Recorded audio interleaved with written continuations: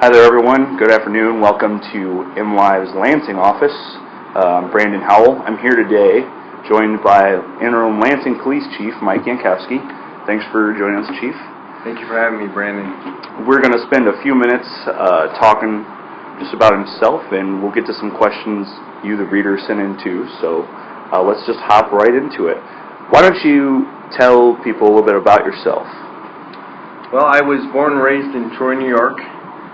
Spent some time in the Albany, Waterford area when I was growing up as a youngster, but spent most of my time in the Clifton Park, New York area.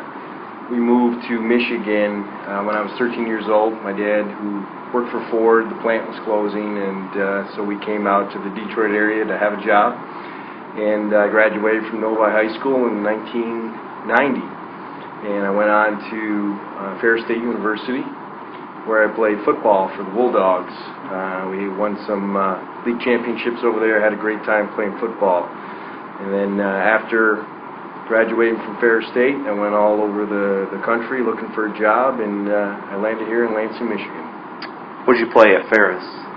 Well, on the football team, I played several positions, but in the end, I was a tight end for my last 2.5 years over there. Okay. So, you got out of college, and I guess was your first job here at LPD, right out of college? It was. Ironically, I went all over the country looking for a job, and I was offered 3 jobs pretty much the same week, with Lansing being one of the 3, and I just felt that this community was a good fit for me, and so I chose Lansing over some other departments in North Carolina and the Grand Rapids area. Okay. So 18 years with the LPD, right? Correct. And you've held every rank? Yep, sergeant, police officer, lieutenant, captain, and now I'm here at the helm. Okay. And we know you have the interim tag now, but the mayor and board of police commissioners will be looking for that permanent replacement, and you intend to throw your hat in the mix for that too, right? Yeah, that is my intention at this point in time. I think that, first of all, I'm humbled and honored that the mayor, Virg Bonero, put so much confidence me to lead this great organization, and this organization is one of the finest in the country, and so it really means a lot to me that I'd be given this humbled honor to lead this organization. So yes, my intentions at this point in time is to do the best that I can, not only for the men and women of the Lansing Police Department, but for this community, because it means a lot to me. Okay. Well, let's move into that about the community and issues facing the Lansing Police right now. What do you see as the biggest obstacle or issue facing your department right now? Well, I think at this point in time we still continue to deal with the economic downturns in this nation, and so our budget is always at the top of the list. The resources that we can provide this organization, this community. So we want to always be able to get the most out of our police officers and get this community the best police department that we can. So the budget is still always on the top of our list to make sure we can maintain the number of police officers that we have. And the community support with the passing of the millage means a lot to the men and women of the Lansing Police Department, that this community really supports this police department day in and day out. So for that, the budget is always going to be at the top of our list in this current times. Okay. And speaking about that, we should note that I think it was just a couple weeks ago, the last of the 32 that were laid off a couple summers ago that wanted to come back were brought back. That's right. Yes, as actually 36 officers that were laid off, and on April 8th we brought the last police officer back that wanted to come back to the Lansing Police Department. But majority, almost every single officer that was laid off either came back or they found a different job someplace else. So I think that speaks volumes to the organization and to this community that they really felt that Lansing was a special place to be, and this is where they wanted to put in their days every single day protecting the city. So that meant a lot to us. It was a very difficult time for the police department, but I think it certainly built some character. The adversity really made us a stronger police department and made us more committed to serving the city. So, as chief, where do you want to take the Lansing Police Department? Chief Szymanski was big on partnerships, the community with businesses, with other local agencies. Where do you want to go? What do you want to make your imprint on the department? Yeah, well, I think a lot of it's going to be a continuation. When we look at the Lansing Police Department, our mission is to maintain order, preserve public safety, and to foster a better quality of life, making this city a better place to live, work, and visit. And when you look at our goals for that, we're going to accomplish our mission using a community-based approach, a problem-solving philosophy, but taking it to the level of using data-driven approach to solving crimes, identifying our threats, measuring our interventions, and holding ourselves accountable as an organization and to the community. But along with that community engagement is paramount to policing, in that we want to make sure that we are continuing our relationships with the neighborhoods, with the businesses, and in the schools to build those strong partnerships to keep the city safe. Certainly we go hand in hand with our federal partners. We work very closely with our neighborhood organizations, Neighborhood Watch. We want to continue to grow our neighborhood watches. We need the community to work with the police department side by side in solving crimes and being an active member in their neighborhoods and saying that, hey, to the criminal elements, we're not going to stand for any crime in our neighborhood. And yes, the police department is a big part of that, but we can't do it without the neighborhoods and the community. Can you talk a little bit more about the data-driven approach? I know we've had success here with it. The department has pointed to marked decreases in violent crime in those targeted areas since it was implemented. Yeah, we've used the data-driven approach several times now. The first one that we were really utilizing it for was a smart policing program. It was a drug market intervention program where we used data to identify certain parts of the city that saw an increase in drug trafficking and activity. And we utilized resources both on the federal, state, and local level, and obviously with the Lansing Police Department to really identify those neighborhoods and utilize our law enforcement resources, but also then bring in a community aspect of Boys and Girls Club, some counseling, some intervention in the court systems. And basically that was used all based on data, saying and showing us where exactly the crime was occurring in those neighborhoods. The second approach that we've kind of used it on recently is a program called DDAX. And DDAX is a data-driven approach to traffic safety and crime. And what you're basically doing is you're analyzing your traffic crash data and your crime data and overlapping it on a map. And in this, when you do that, it creates what we call hotspots.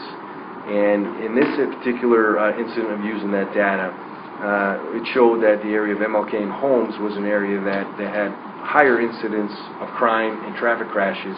More specifically, we saw 5 fatalities since 2007 in that area, one of the highest areas in the city for fatalities.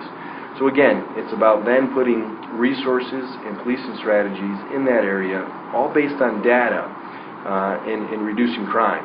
And the focus for us on that has been gun violence.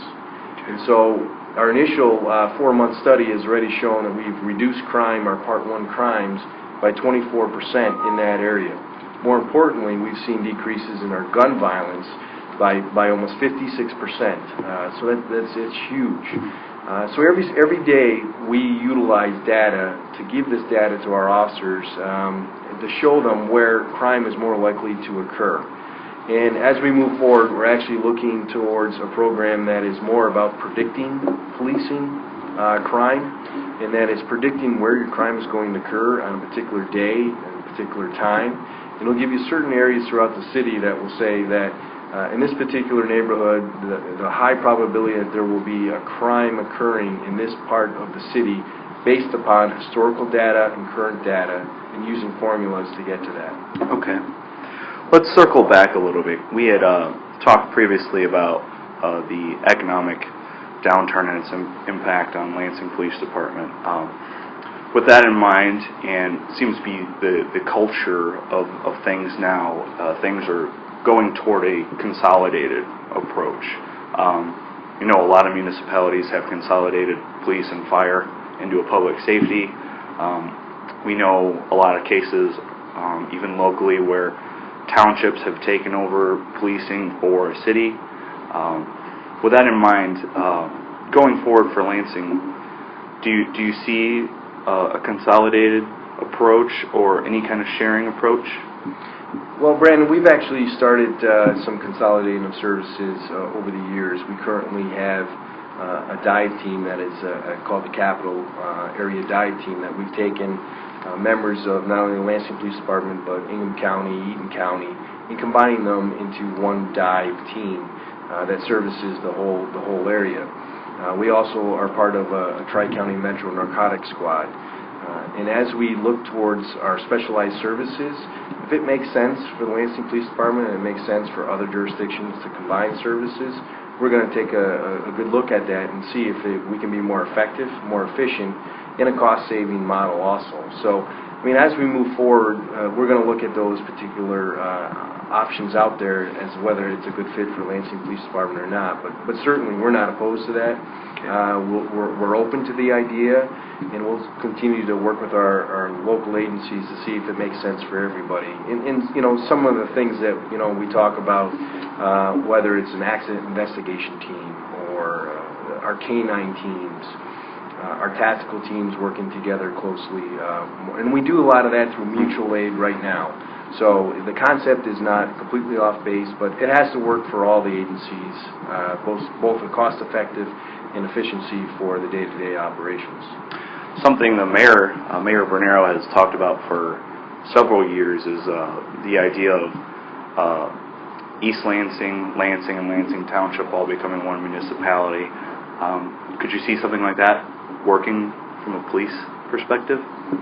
Well, I think there's definitely challenges when you undertake a huge consolidation like that, but certainly I think it is a possibility. We know that these type of projects take many years to really come to fruition, and you have union contracts you got to work through. But the concept is there. Is that if we as organizations can get together and put our resources together to be more effective and more efficient, I think it's something that we would all look at.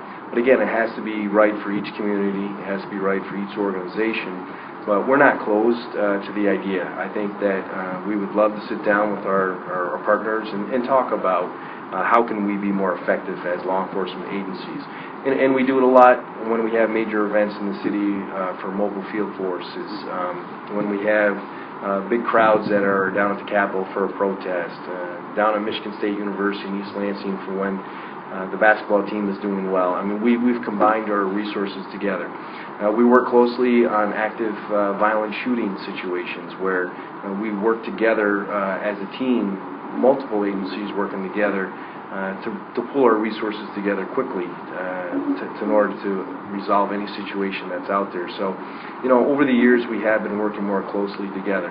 And I think, like as a training consortium, our agencies getting together and working together with our resources and making it more effective for everybody.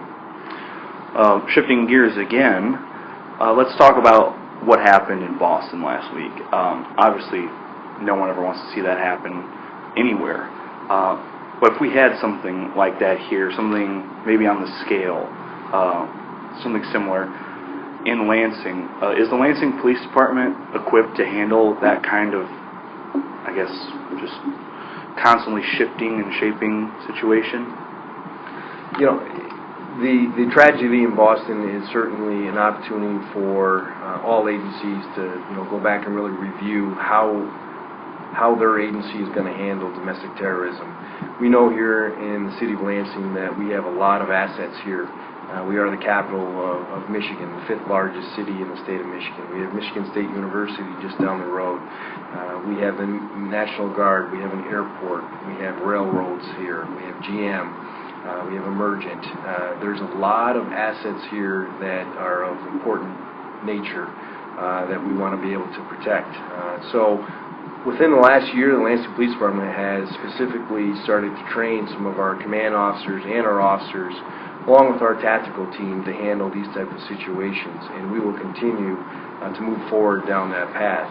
Now, that doesn't mean we're not going to focus on our neighborhoods, but it's certainly what's happened over the course of since September 2001 is that law enforcement is really starting to be put on the front line of domestic terrorism, and that we want our officers to be aware of the situations that are out there and how quickly things can turn. So yes, we do have the resources, but if a situation like that were to happen, we would obviously be working with a lot of our law enforcement, not only at the federal level, but at the state level, bringing our resources together. But we're clearly working down that path to make sure that our officers are trained, aware of the situations that could be out there.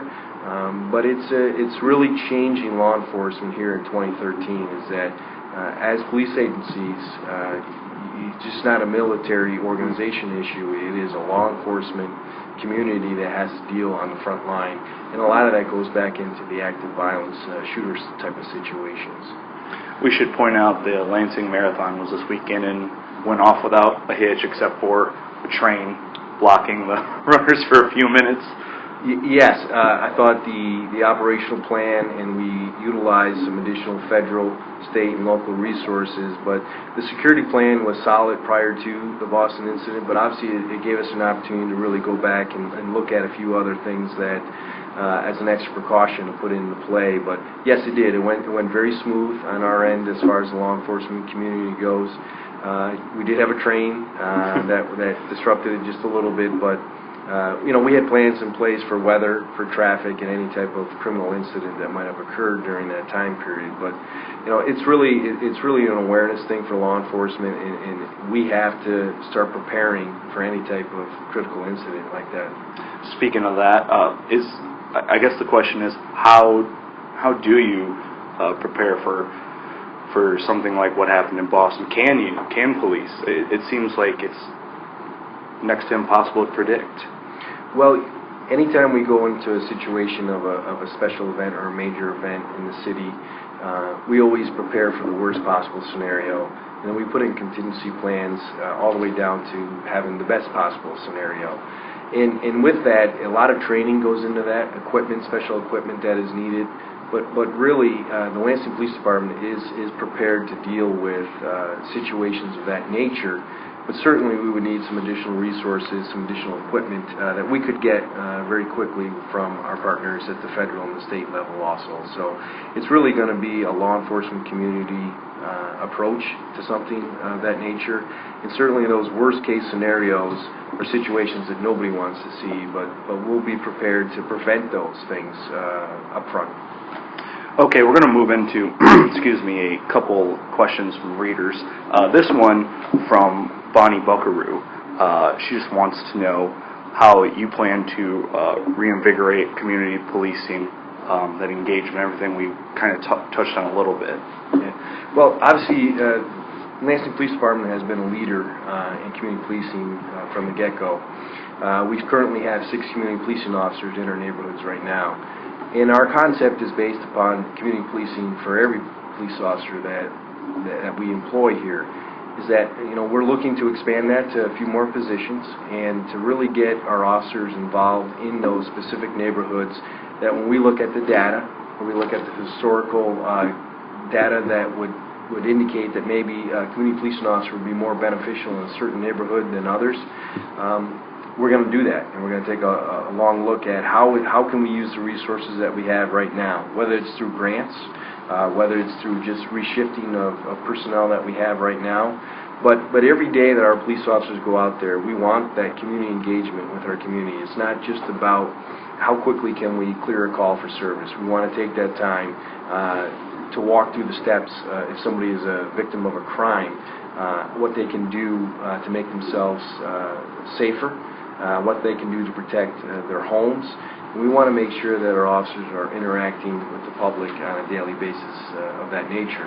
So community policing is a huge philosophy here for the Lansing Police Department. Again, we've been a founder and a leader in community policing for many, many years.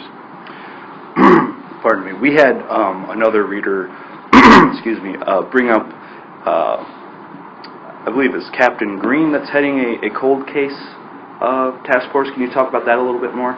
Yep. What we've talked about within the last couple of months is putting together a specific detective that would handle and manage all our unsolved homicides. And this was put into our budget for FY14. Hopefully that will be approved here in a couple of weeks. And that this detective would really be the one that handles the day-to-day operations of our cold case unit.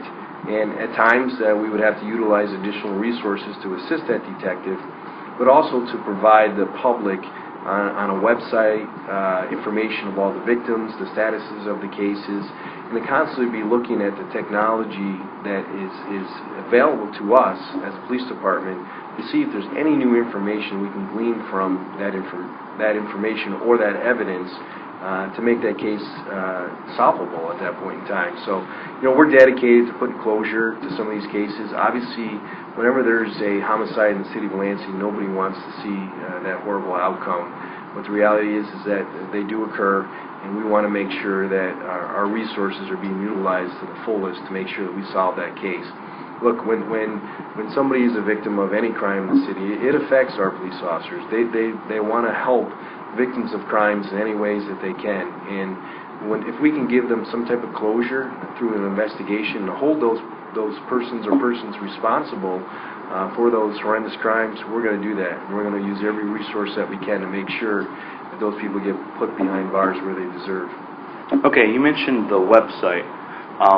Can you talk about that going forward? I know we've done a little bit more with the mapping and that kind of stuff. Is there going to be an added emphasis on that going forward?